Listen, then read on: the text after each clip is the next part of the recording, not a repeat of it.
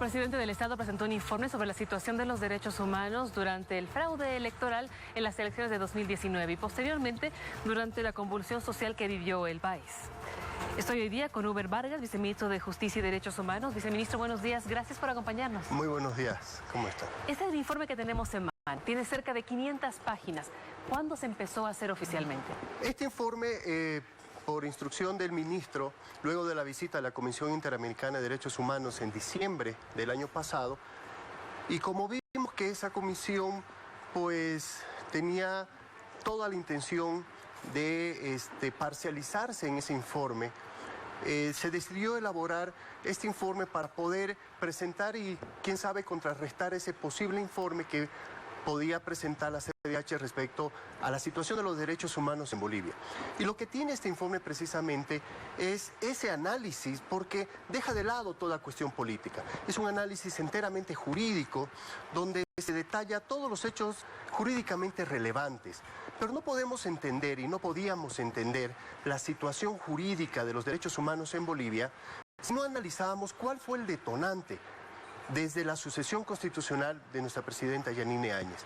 Y esto deriva desde el irrespeto de todos estos actos antidemocráticos, desde el irrespeto al referéndum del 21 de febrero. Entonces, desde ahí se empieza a derivar toda una serie de hechos que vulneran y violan los derechos humanos. El irrespeto al referéndum, la sentencia constitucional 0084, con un tribunal constitucional parcializado y funcional al gobierno de Evo Morales, y que luego de eso vienen todas las irregularidades de las elecciones que fueron denunciadas por la oposición, por la ciudadanía, y que al final se concluye confirmando con este informe de auditoría de la ONU. ¿Quiénes lo han elaborado? Este informe fue elaborado por expertos en derechos humanos, en derechos internacionales del Ministerio de Justicia, y el día de ayer el ministro de Justicia hace entrega de este informe a la presidenta Yanine Áñez a objeto de que se presente al país y a la comunidad internacional. ¿Cuáles son los respaldos que tiene este informe? Los respaldos que podemos encontrar ahí de toda esta cronología, porque no solamente va desde ahí, y luego desde el 20 de octubre podemos encontrar acá todas las amenazas, las denuncias, las amenazas de cerco que hubo hacia la población y de las ciudades, y luego hasta los actos terroristas que hubieron, por ejemplo, en Carrasco con el gasoducto. Entonces aquí podemos encontrar no solo ese informe de los hechos jurídicamente relevantes, sino también el respaldo, por ejemplo, del IDIF, de que ahí, por ejemplo, se ha demostrado técnicamente de que las personas que fallecieron en la intervención de Sencata y Sacaba no fueron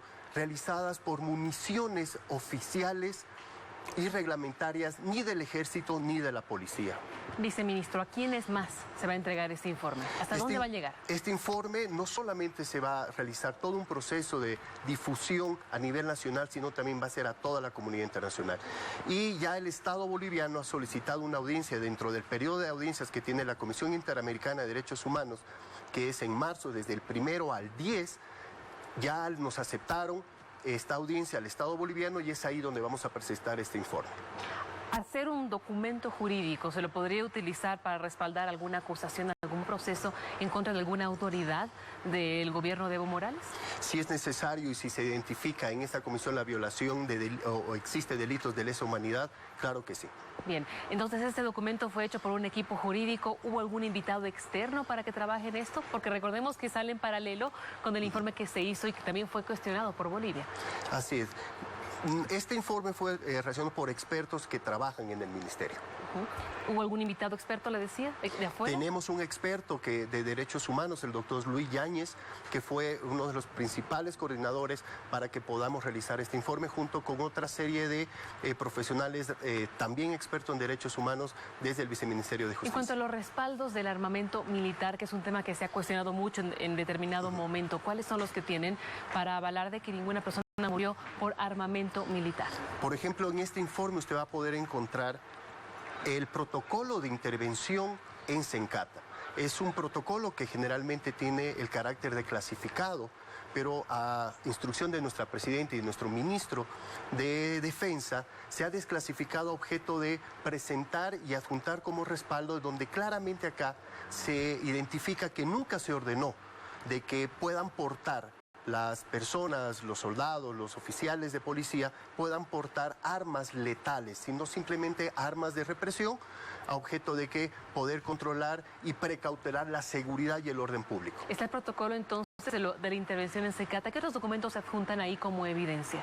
Acá, como le decía, está el informe del IDIF, está el protocolo de intervención en Secata y está toda una serie de reportes de prensa donde se respalda toda esta cronología de hechos jurídicamente relevantes, como las amenazas que realizaron funcionarios, el mismo expresidente Evo Morales de cercar las ciudades, de dejar sin alimento a las ciudades, como también se puede demostrar acá que no hubo violación de derechos humanos luego de la sucesión presidencial constitucional de nuestra presidenta Yanine Áñez, porque simplemente nos dejaron un estado de excepción, un estado convulsionado, y obviamente cumpliendo todos los parámetros internacionales a objeto de poder precautelar la seguridad pública, es de que se puede demostrar que no hubo violación a los derechos humanos. ¿Cómo se puede garantizar que este documento que usted dice es jurídico no está parcializado o dirigido hacia un lado? Porque definitivamente lo que, como decía hace un momento, hemos dejado y hemos pretendido